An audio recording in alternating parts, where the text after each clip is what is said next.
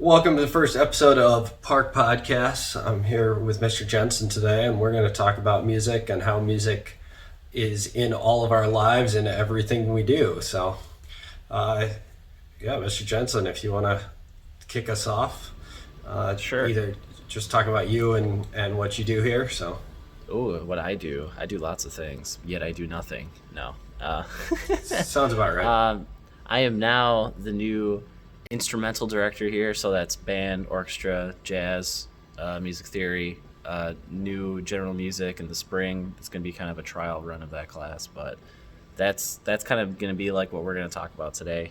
More in-depth, realistic views of music, and not so much like we're going to listen to all these old dead dudes' music, from like the 14th century. But so yeah, that's kind of what I do. Much more interesting than old dead white dudes. Yeah, pretty much. Yeah, I mean, if we've got students who aren't really are like, well, I'm not really into music. Like, music's really everywhere, right? It's just like the air that we breathe. Yeah, you will occasionally run into the person where I'll be like, "Do you listen to music when you do homework or anything like that?" They're like, "No, I only listen to music that much." And I'm just like, "What? Are you alive? Are you human?" But Yeah, but even if you don't listen to music, if you consume almost any kind of media, you're getting of some music kind, yeah. in it. Commercials, when you walk down the street, even just when you shop, just all over the place. Yeah, and with both of us having small children, we know so many of the toys are musically based or have music involved in them. All of the baby videos. Getting the kids. Oh my god, it does not leave your brain ever. Yeah, so I mean, in many ways, like when we think about music and the creation of music, uh, probably the more music is created for things like that than necessarily like new songs or. Absolutely, and I mean, there's only so many notes in Western harmony, right? So you're gonna recognize something from something else at this point. I mean, even like some of the most famous composers, they borrow from other people, and sometimes they give credit, sometimes they don't. Clearly they didn't pay attention to their APA format, but you know, but I mean, you have music for so many situations. Me personally, I have music. I have playlists that I have when I do house chores, or if I'm studying, or if I'm just in a very particular mood. I have a specific artist or genre that I can always go to just by default, and just go on with my day normally. Yeah, and I know for myself with the theater in the theater world, we have like the musicals, but then even like our non-musical plays, we're gonna have some sort of music, whether in the play or just as something to listen to during intermission and coming in and leaving and things like that and bows. And so it's really important to kind of keep track for me of what's going on in popular music, because that's the kind of stuff that we tend to want to use depending on the show. But like last year, we did a show about teenagers, so we just had all the teenagers pick their favorite music and we put it in. But it's important to kind of know, okay, yeah, this artist that'll work, and this artist will get me fired. So it's important to keep track of for us as teachers, but then as I'm sure for our students, right? Like they keep track of what they like, but there's always room to expand. Yeah, I always tell my students, when I was in high school, I was very narrow-minded about what I listened to, and it wasn't until well into college, and I was working more one-on-one with my jazz professor and trumpet instructor there, and his openness to what I liked, because I was the only person at Parkside that listened to anything that wasn't on the radio normally.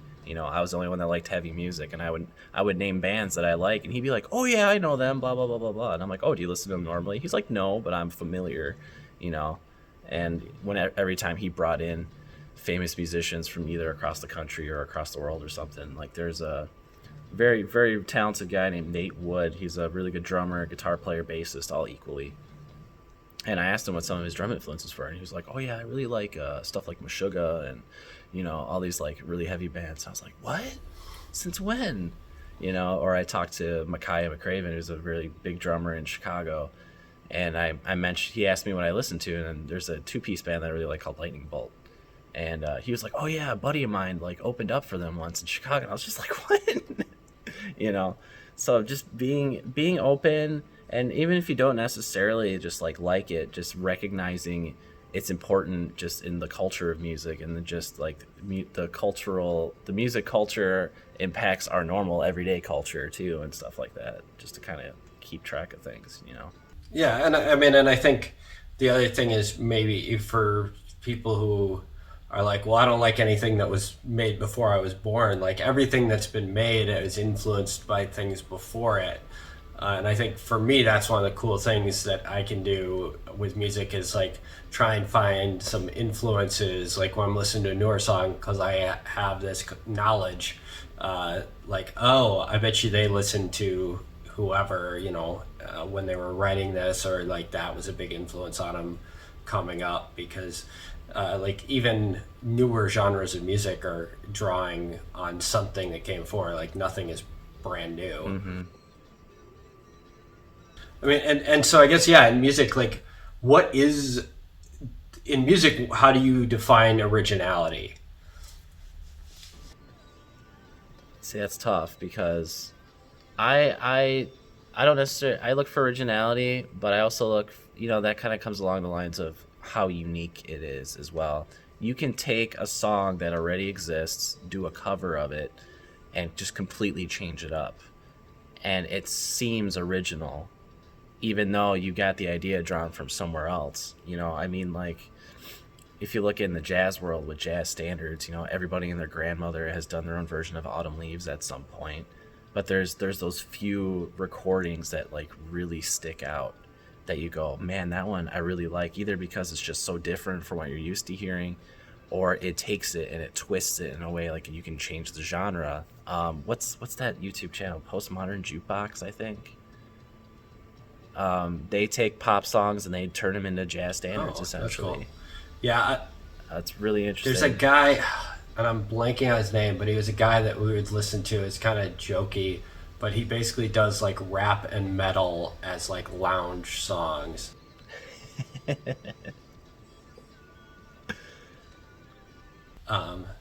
And it's just super funny listening to these songs that are so hard, just being with that, like that kind of feel to them. And I think it's, to me, that is super, even though like the lyrics aren't original and the musical ideas aren't necessarily original, taking it that far departed from the original concept of the music, that seems super original to me, because you have to modify it so much in your brain. And I bring it up because in theater, like and fiction writing, that there's sort of this argument, and I don't totally buy it, but like I also get the point of it, that every single story that is ever could be written has been written. There's like 7 stories, and everything is a modification of those 7 basic stories. Now, I don't think it's quite like that, but I do kind of agree that like unless there's some huge shift, you're not going to have a truly original, nobody's done it before story.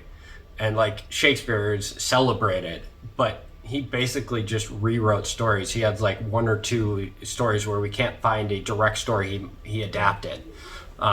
And so, yeah, I think that's important to think of when we think of originality in any kind of art form, right? Is that it's not just, oh, you're doing something that's never been done before. It's that you're taking what came before and you're somehow changing it to make it new. Right. And there's another thing. I mean, like improv in any form, that's original, yet you draw from other experiences to create and organize something.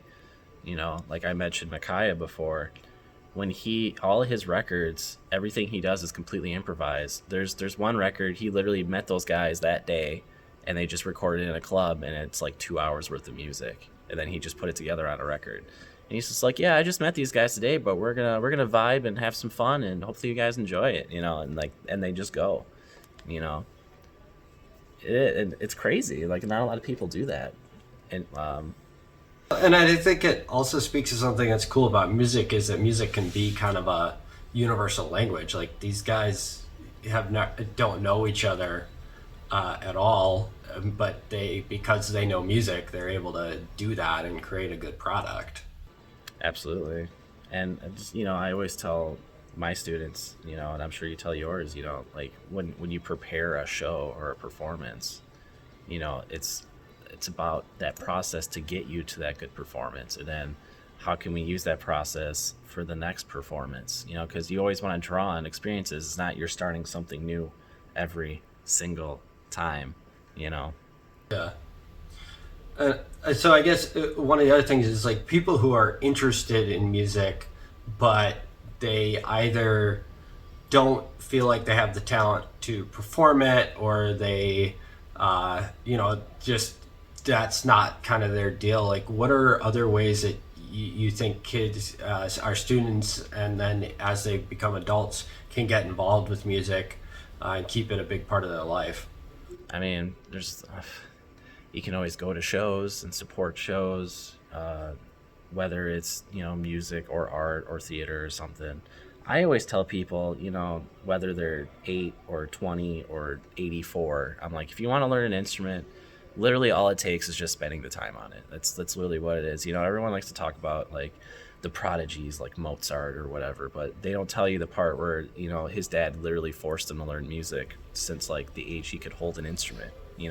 Every single day it was music, all day, every day. So yeah, he wrote a symphony when he was like 8 or something, but he already had 6 years of experience on it. And kids absorb everything like sponges. So I mean, and maybe, yeah, you can learn the instrument at whatever age, but like the piano, maybe your hand just like there's something where you don't have the span to really play, but you can still play it for fun. You can still enjoy yourself, even if it doesn't quite, if it's never going to be something that's even going to be a side hustle. Like, so what do you get out of performing? Like, as far as personally, what do you get out of that? My thing is I enjoy sharing the experience with an audience and with anybody else I'm performing with. It's a very community thing. It's just like theater. That audience, if you tell when they're into it, because you can feed off that energy, and then that pushes you to, do even greater things when you're performing. Especially, if it's something that I personally wrote and I'm performing, and if I can tell that people are digging it, even if they don't like it, because I like some really weird stuff, and not everybody always agrees with it, but the fact that they're taking the time to share that experience with me, is something that I really enjoy, because I just love sharing and talking about music. I mean, that's why I'm a music teacher in the first place.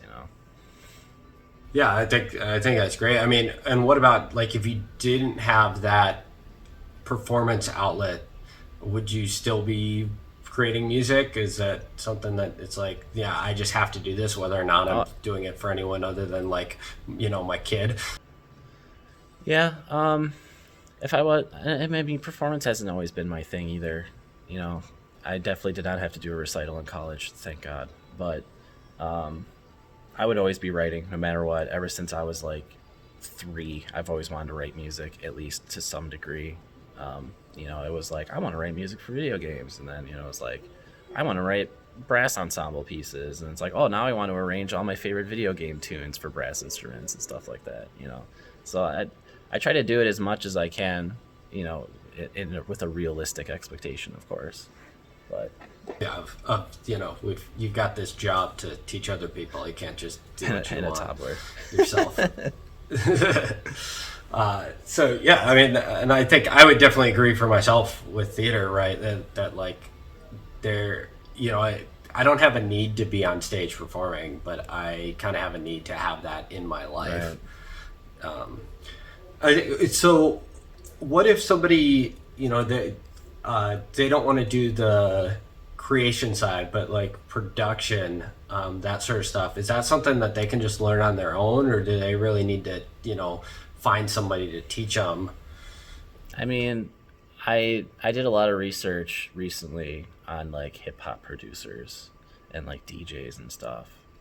And a lot of those guys, what they did was they scrounged up the as much loose change as they could to get the equipment they needed, and they listened to a lot of music. Listening is like the biggest tool to be able to just start off. And if you have the desire to learn that thing and you really want it, I mean, just being sitting down and figuring it out, you know, a lot of those guys, they would just spend hours and hours and hours and hours in the basement, just like now we're talking old technology, but they would spin records and they would experiment with like different samples and stuff like that. A lot of producers that I know did get started just by just fiddling around and trying new things. I mean, now at the age of the internet, you can find information all over the place, you know. Like I wanted to get into like production in the sense of like audio and like video editing and stuff like that. I can always look up tutorials, you know, and stuff like that. But anything that's a skill that you kind of build up over time, it's just you got to spend the hours on it, you know. And like you said, anybody, you know, with a computer and a little spare change, you can find people to teach you online. Like I think that a lot of sort of the gatekeeping that used to happen of, oh, you have to go to school to be an audio engineer, that sort of thing, that's gone, because while you can, and that can be valuable, there are plenty of people who don't have that option, don't have that opportunity, who still can be successful just through personal drive and putting in the hours and put in the reps.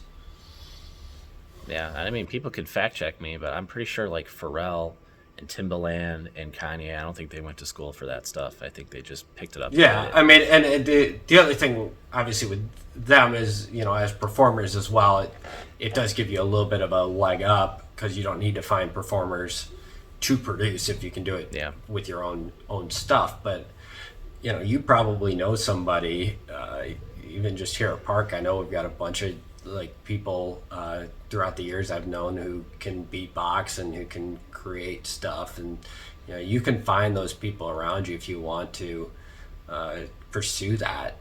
Those people are out there, and they're probably looking, right? Like, you know, yeah, everyone needs their circle when it comes to that stuff too, because you know, it's a lot easier to learn when you have other people you can bounce ideas off of as well. That's a good thing, is that a lot of people think of music as this much more solo exercise than what it is when it's not like a band or something like that.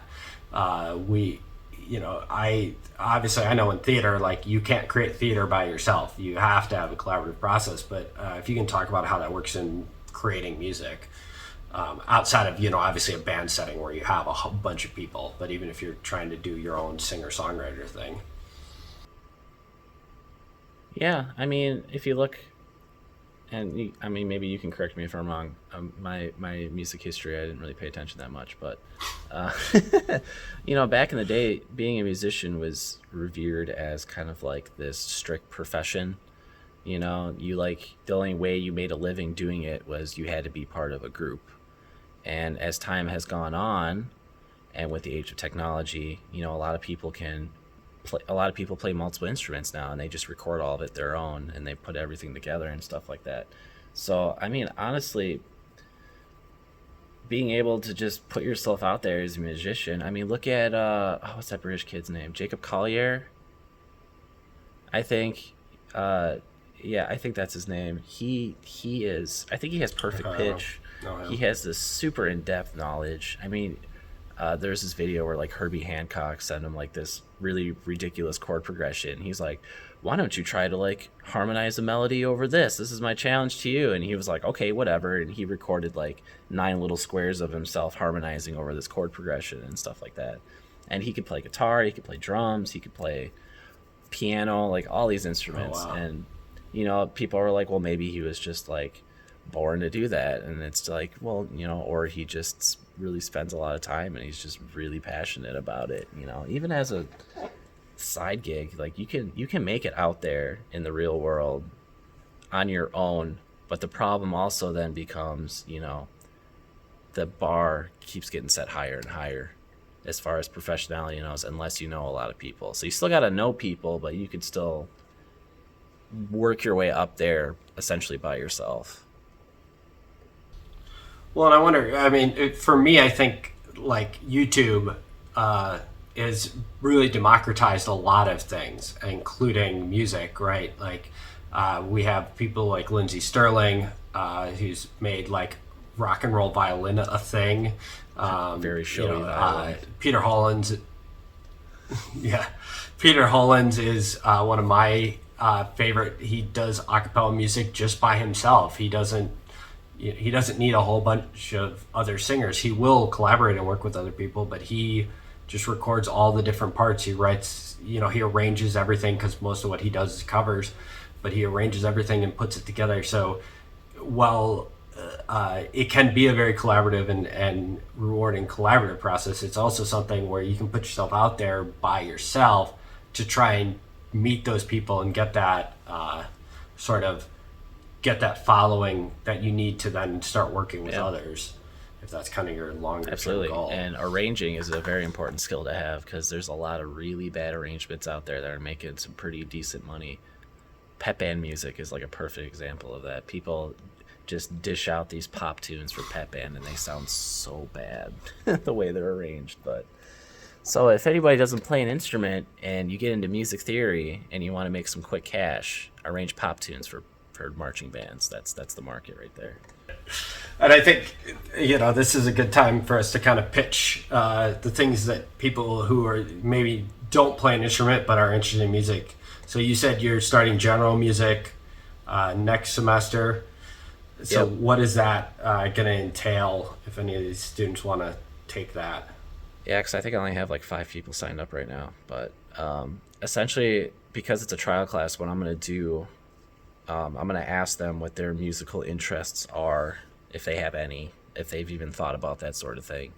And what I want to do is I want to talk about all of like the practical aspects of music, like without having to get too much into theory, but maybe there's a specific genre they want to explore. When I had to do my 6th grade general music, last year to finish the year, a very prominent genre in this area is hip hop music. So I was like, all right, let's talk about where hip hop came from. Let's talk about its cultural impact and its significance, which hip hop is like literally everywhere. It's the most influential genre to ever exist to this day. It's ridiculous, but I want to talk about that kind of stuff. I want to talk about like music culture. I want to talk about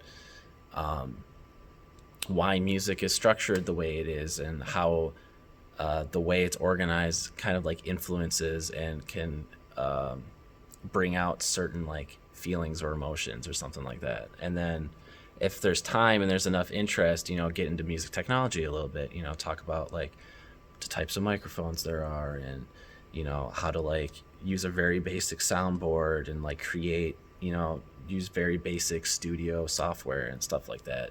Just so like, even if that's something you don't want to do in the future, you have this sort of foundation for an understanding of music that you can literally take anywhere with you, And it's just an opportunity just to dive into something that they normally don't have a class for, Yeah, and that, I mean, even if you're just a consumer of music, hopefully that sort of knowledge enriches your experience, just even listening to the radio or, whatever's on Spotify. Yeah.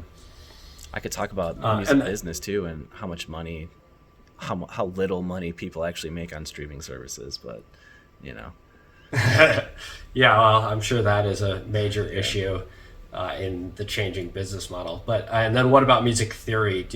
Do students have to play an instrument or sing to do music theory? No, I'm very open to anybody. I do tell people though, if they inform me that they don't have any musical background, that the class will be very difficult and has a high chance of being very difficult and stressful. It's stressful for people who do play instruments, depending on what their background was when they were learning.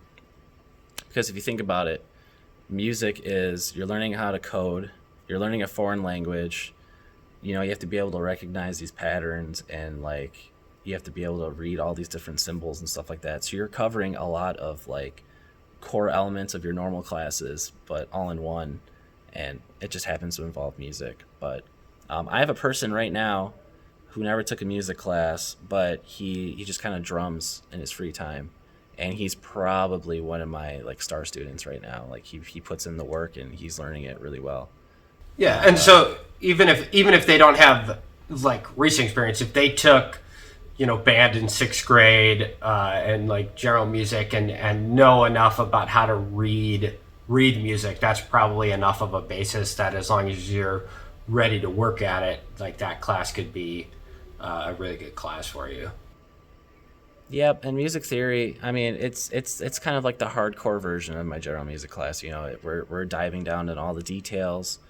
Depending on how far you get, there's like singing aspects involved because you have to train your ears as a musician.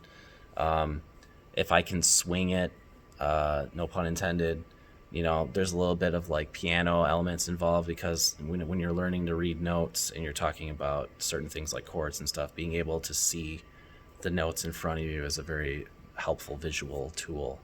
You know, so there's a whole bunch of different elements, but always the general music class is just kind of like, let's just talk about what we like about music and let's learn why we like music as much as we do and stuff like that.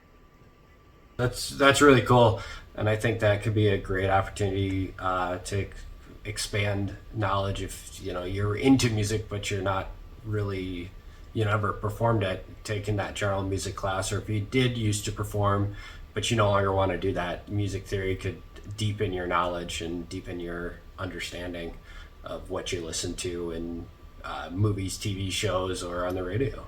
Yeah, and it'd be a good opportunity to maybe discover music that you never would have come across before because somebody else brought it up in class. You know, that's another big goal of mine, is just to help people be as rounded and have as many opportunities to just discover as much as they can, you know. That sounds awesome.